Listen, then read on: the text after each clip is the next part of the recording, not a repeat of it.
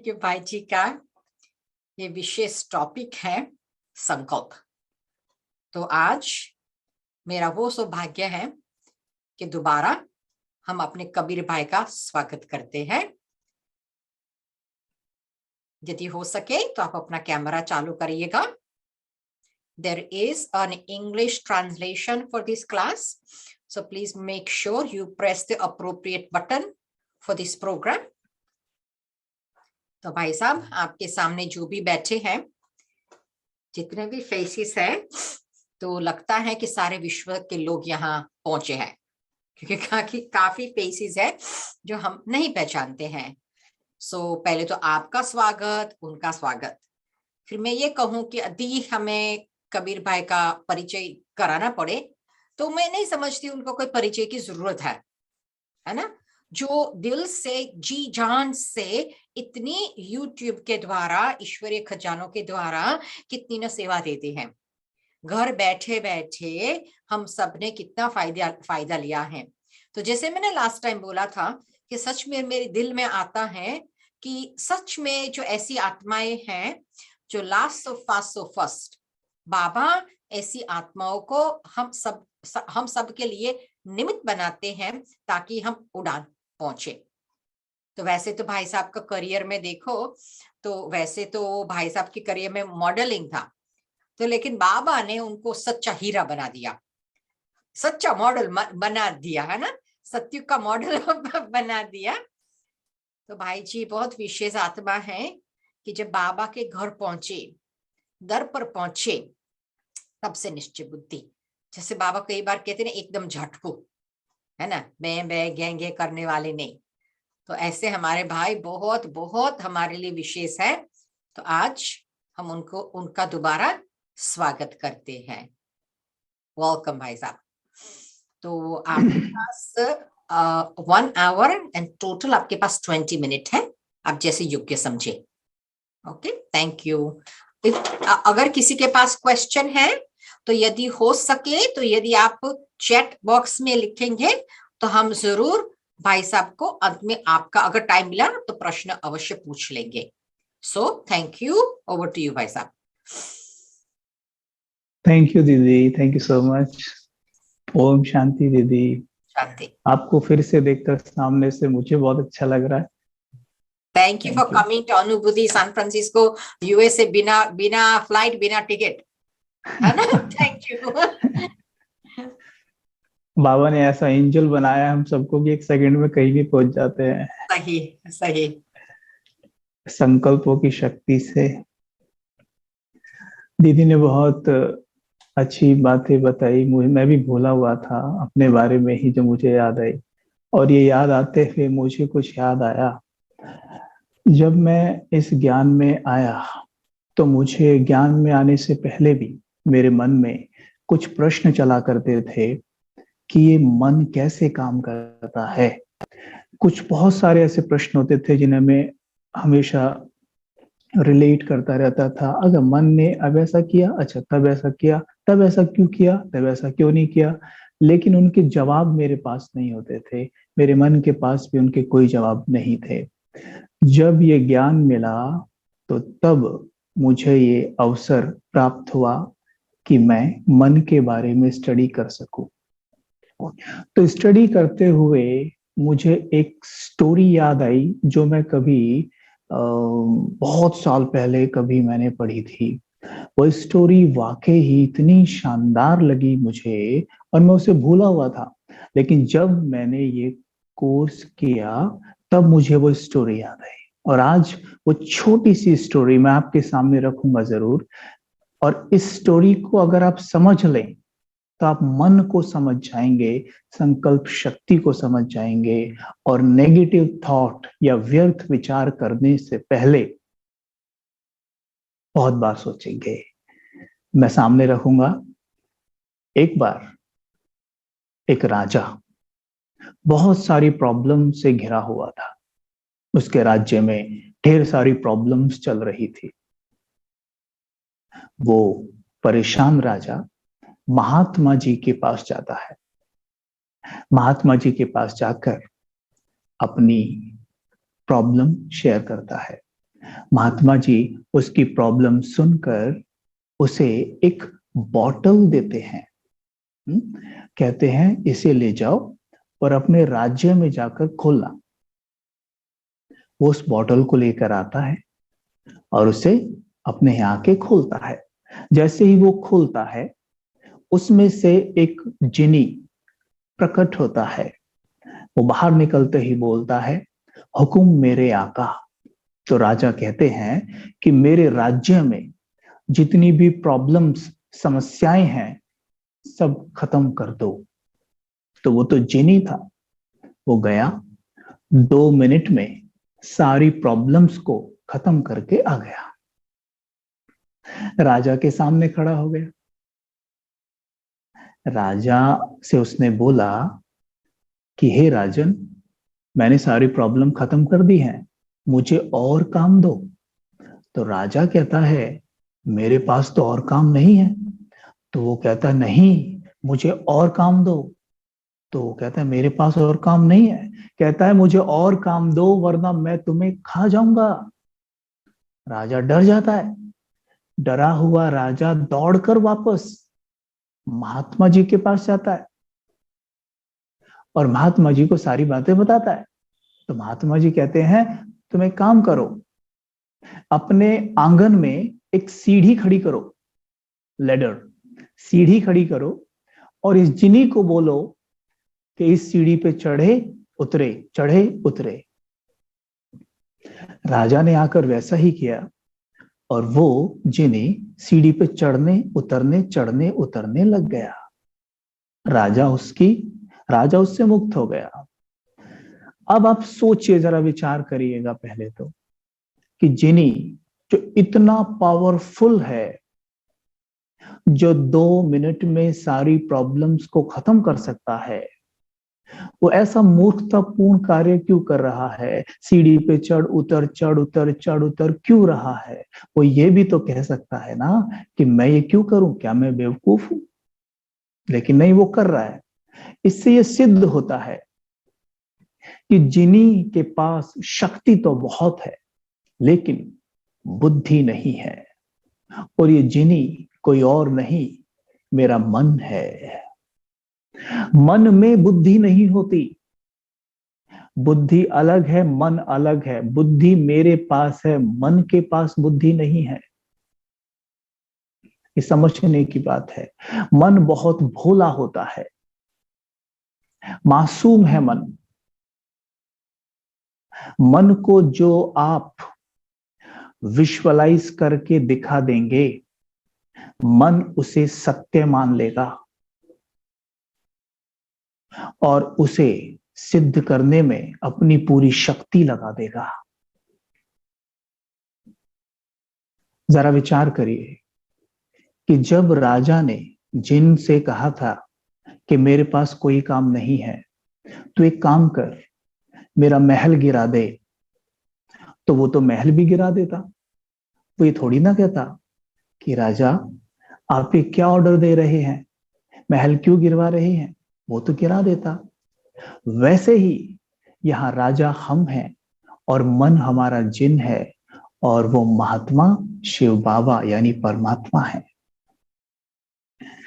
आप देखिए कि हम क्या कर रहे थे इस ज्ञान को लेने से पहले। हमारा मंद रूपी जिन हमसे कहता रहता कि मुझे काम दो वरना मैं तुम्हें खा जाऊंगा, और हम उसे काम नहीं दे पाते थे। तो हमारे ही जीवन रूपी महल को वो निरंतर गिराता रहता था, हमें खाता रहता था। और इस खाने का ही परिणाम ये था कि हमारा चेहरा हमेशा उदास और उतरा हुआ रहता है। था बोलूंगा, उतरा रहता नहीं है, उतरा रहता था। अगर आप पहली बार भी ये सेशन अटेंड कर रहे हैं, अगर आपने राजयोग नहीं भी किया है, तो भी यही स्वीकार करें, था। अब वो बात बीत गई, आज से एक नया जन्म हुआ है और जो हम सुन रहे हैं उसे स्वीकार करते जाएं। तो यहां पर हमें इस बात पर गौर करना है कि अगर वो कहता कि मेरे महल को गिरा दे, तो वो गिरा देता। वैसे ही हम भी अपना महल इस मन रूपी जिन से गिरवाते आ रहे हैं। जैसे राजा ने महात्मा की मदद ली, वैसे ही हम परमात्मा की मदद लेते हैं। परमात्मा शिव हमें ज्ञान देते हैं कि इस मन रूपी जिन के लिए एक सीढ़ी लगा दो, और उस सीढ़ी को इस तरह लगाओ कि सीढ़ी नीचे धरा पे हो और ऊपर वो परम धाम को टच करे। एक अभ्यास करेंगे हम कि वो सीढ़ी नीचे धरा पर है, जहां हम अभी साकार वतन में पाठ बजा रहे हैं, और ऊपर से उस सीढ़ी में परम धाम को टच किया हुआ है। जरा एक विजन देखिए, बहुत बड़ी सीढ़ी है, ऊपर परम धाम को टच कर रही है और नीचे धरा पर है। अपने मन रूपी जिन को बोलिए, चल इस पे चढ़ चढ़। देखिए देखिए कैसे चढ़ के वो जा रहा है परम धाम। बुद्धि 1 सेकंड में परम धाम में लग जाएगी आपकी।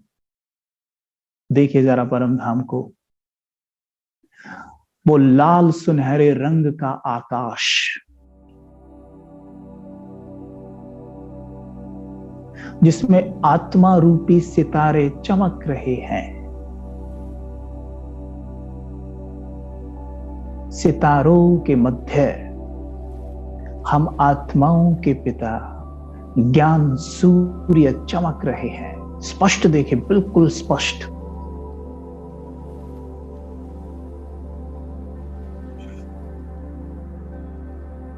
जिनकी असंख्य किरणें चारों तरफ फैली हुई हैं।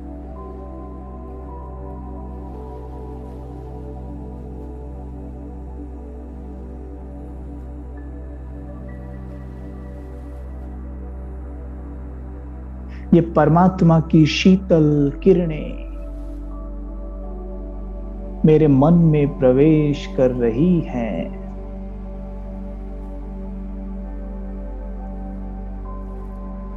अपने मन को एक बिंदु के रूप में देखें वहां, और परमात्मा की शक्तियां मेरे मन में प्रवेश करती जाती।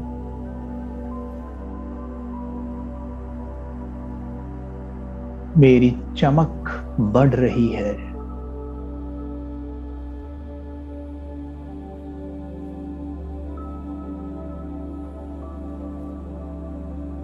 मैं ज्ञान सूर्य का बच्चा हूं।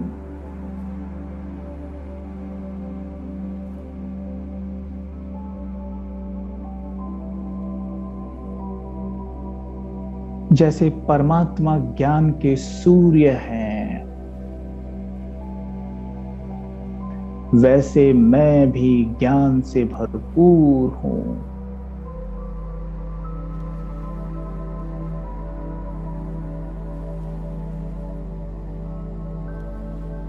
परमात्मा का ज्ञान मुझ आत्मा में भरा हुआ है।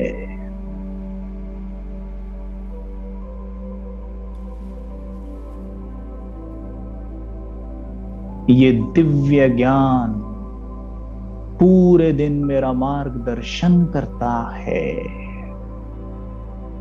मेरे जीवन को सहज बनाता है, सुखमय बनाता है।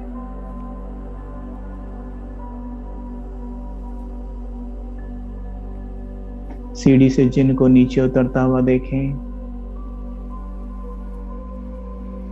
और देखें स्वयं को मस्तक के बीच।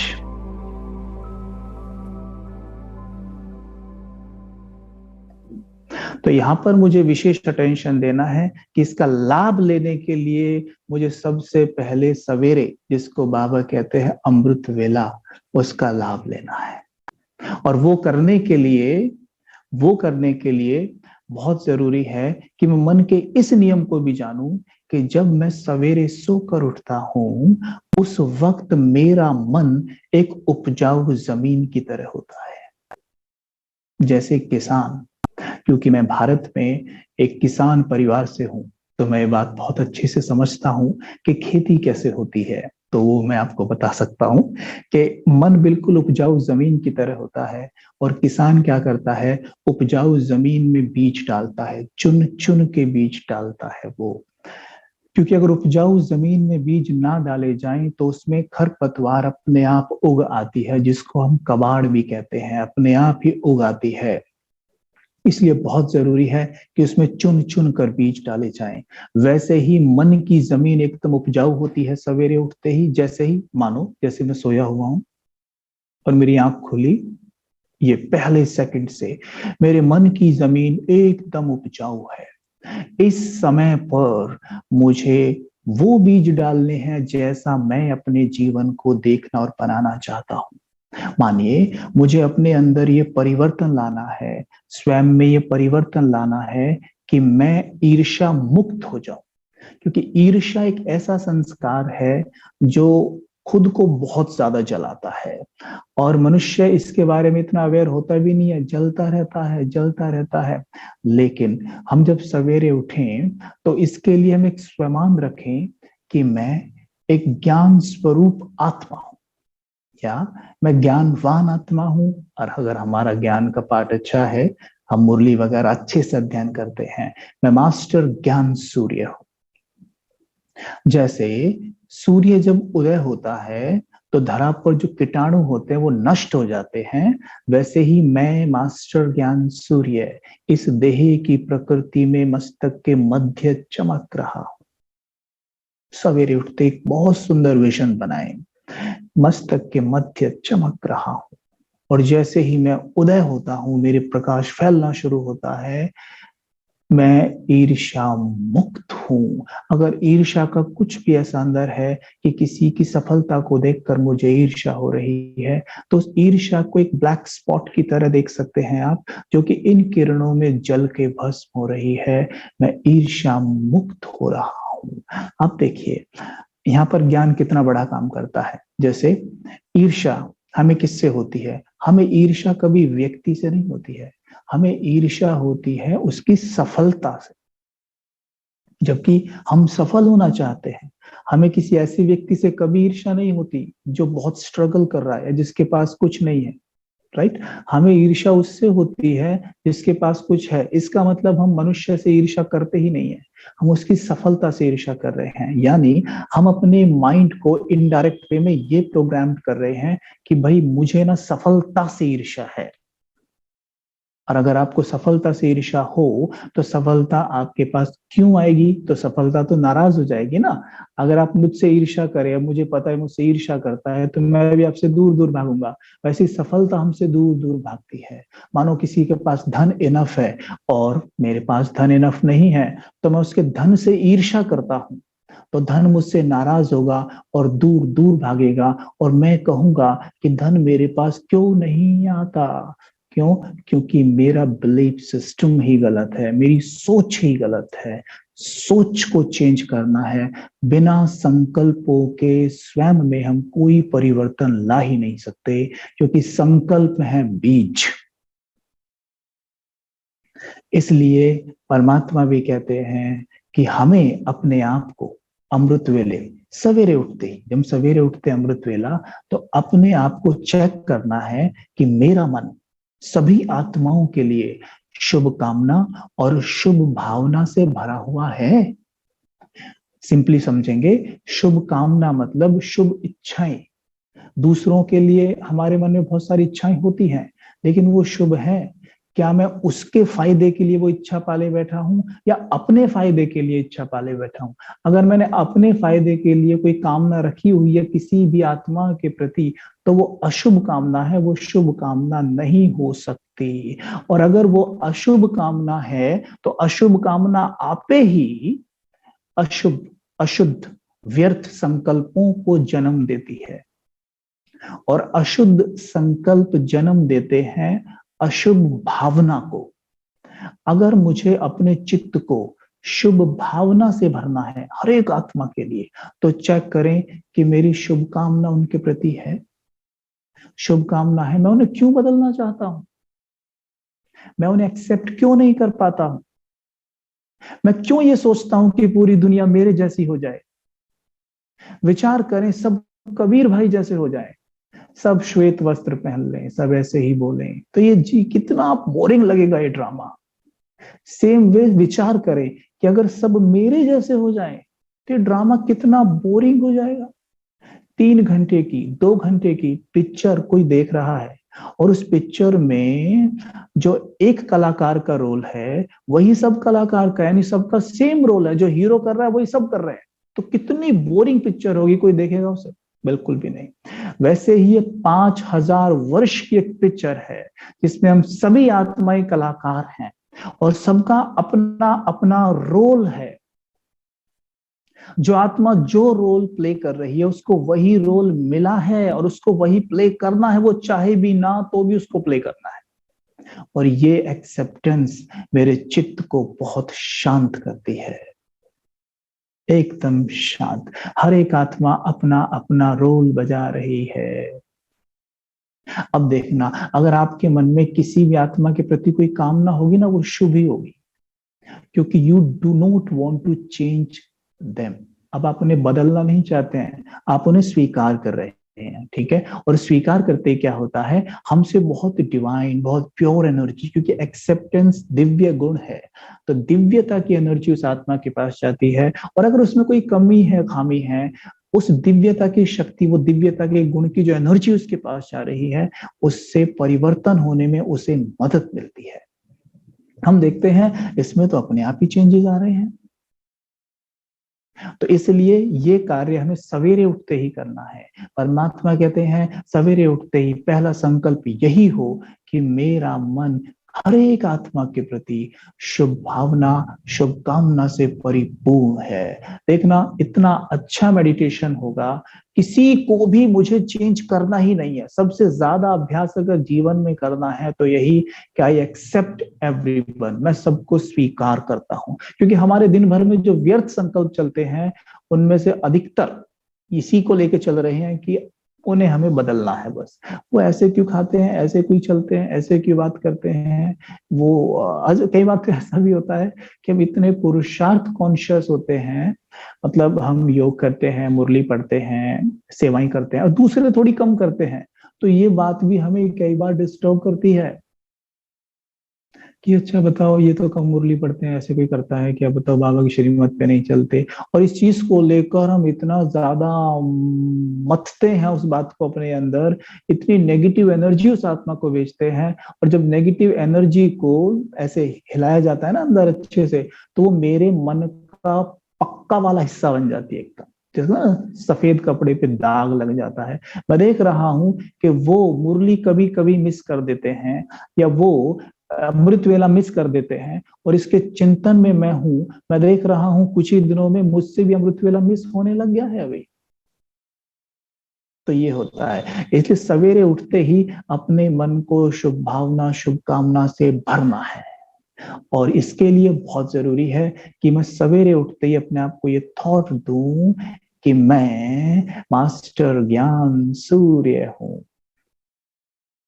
मैं मास्टर ज्ञान सूर्य हूं। देखो, हम आपको अमृत वेले के उसमें कई तरह के अलग अलग थॉट देंगे। आप ये मत सोचना कि भाई जी ये तो दूसरा थॉट दिया, अभी दूसरा दे रहे हैं, लेना कौन सा है? जो आपको सूट करे या जो आपकी परिस्थिति है।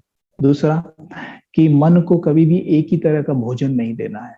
रोज अमृत वेला आप एक ही थॉट पे करेंगे तो मन बोर हो जाएगा, इसलिए आप संकल्प भी चेंज करते रहें तो इंटरेस्टिंग बना रहता है। जैसे अभी हम ये डिस्कस कर रहे हैं, हो सकता है हम अगले सेशन में कुछ और डिस्कस करने लग जाएं, या हो सकता है अभी हम कुछ और बताने लग जाएं, लेकिन हमें ये देखना है कि मेरी क्या प्रॉब्लम है और उस प्रॉब्लम के अनुसार मुझे स्वयं लेना है, लेकिन विधि वही रखनी है जो हम शेयर कर रहे हैं साथ में, ठीक है। जो अभी बाबा प्रेरणा दे रहे हैं, टच कर रहे हैं, वो ही हमें विधि रखनी है, बस सामान चेंज कर देने हैं।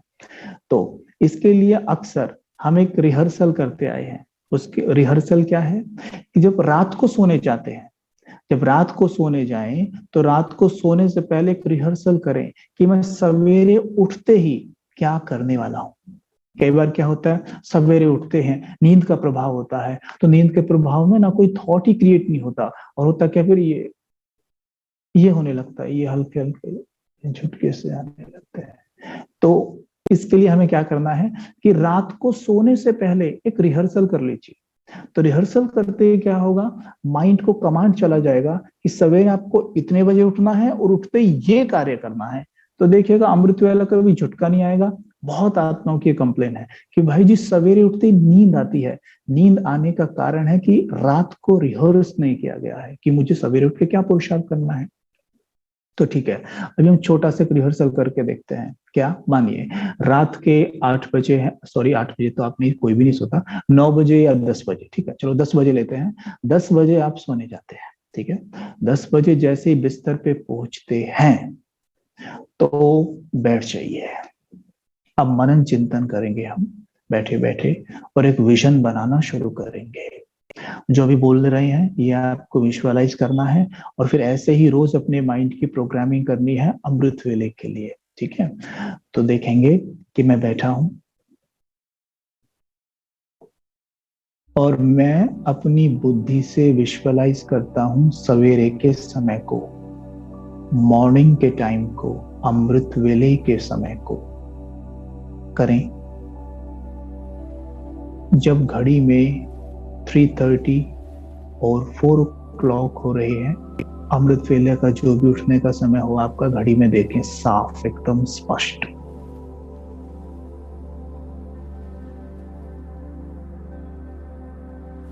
उठ गए हैं आप, स्वयं को जागता हुआ देखें। ब्रह्म मुहूर्त आप जाग रहे हैं, जाग रहे हैं और मुस्कुरा रहे हैं। अनकंडीशनल मुस्कुराएं।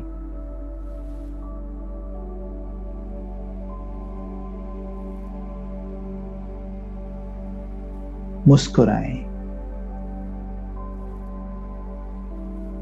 मुस्कुराएं। धीमे से आंखें खोलें और सामने देखें, बिल्कुल बिस्तर के एकदम सामने बाप दादा खड़े हैं एंजेलिक फॉर्म में।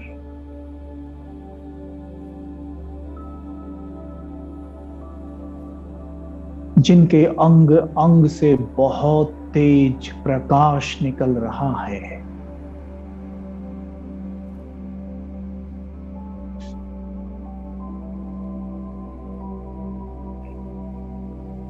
जिनके तीनों नेत्रों से प्रकाश का प्रवाह मेरे ऊपर आ रहा है।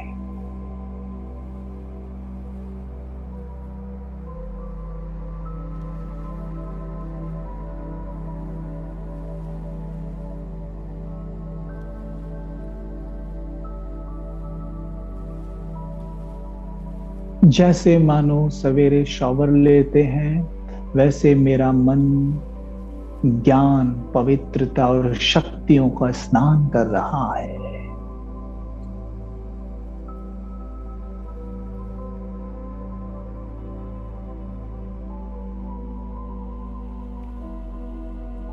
बाप दादा अपनी बाहें फैलाते हैं, आओ बच्चे आओ, आओ मेरी गोद में आओ।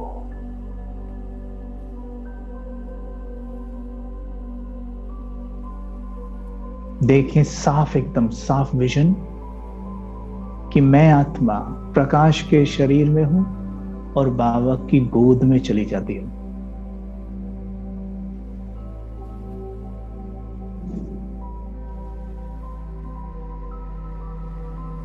बाबा मुझे गोद में समाकर दृष्टि दे रहे हैं।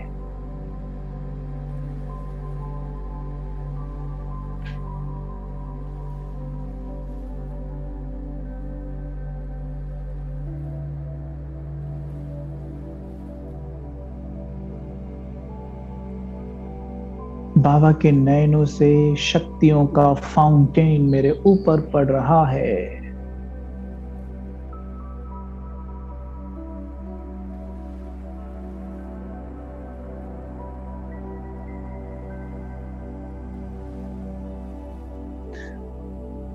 बाप दादा मेरे मस्तक पर तिलक लगाते हैं, मुझे ब्लेस करते हैं, बच्चे विजयी भव। एक्सेप्ट कर लें इसे।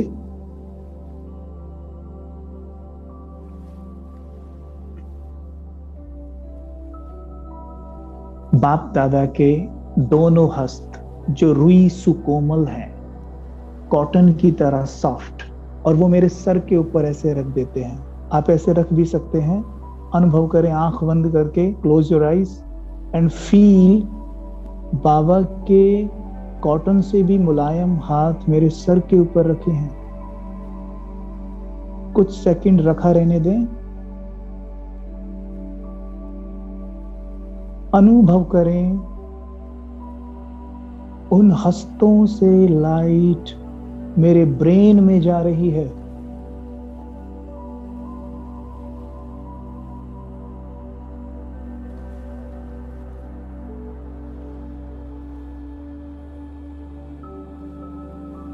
ब्रेन के एक एक सेल में शिव बाबा की लाइट समा रही है।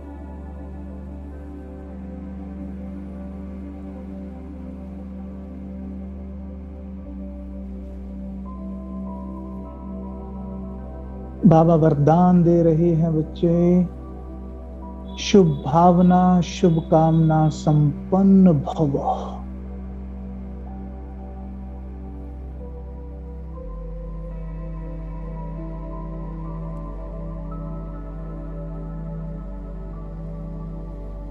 श्रेष्ठ संकल्प धारी भव।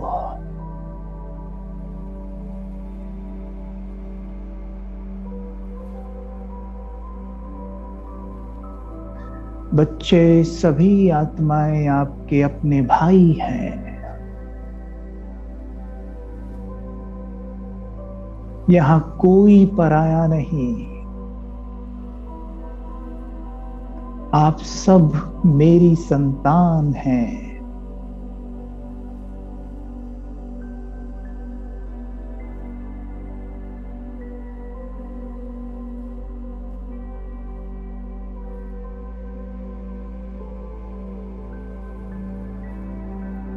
मेरे बच्चे, सबको दिल से स्वीकार करो।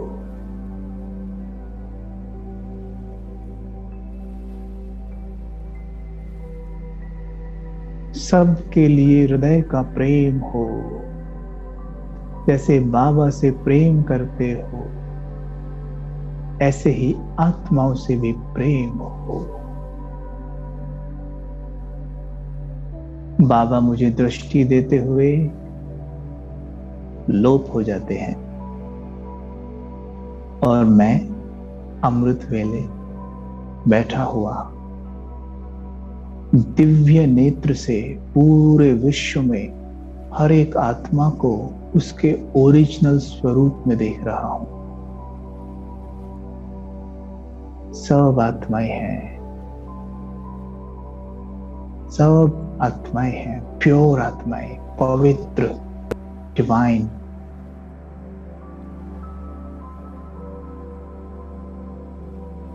ओम शांति।